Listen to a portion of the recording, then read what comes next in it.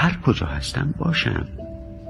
آسمان مال من است، پنجره، فکر، هوا، عشق، زمین مال من است.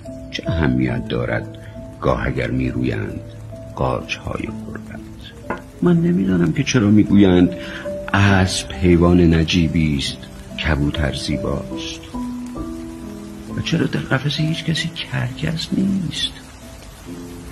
گل شبدر چه کم از لاله قرمز دارد؟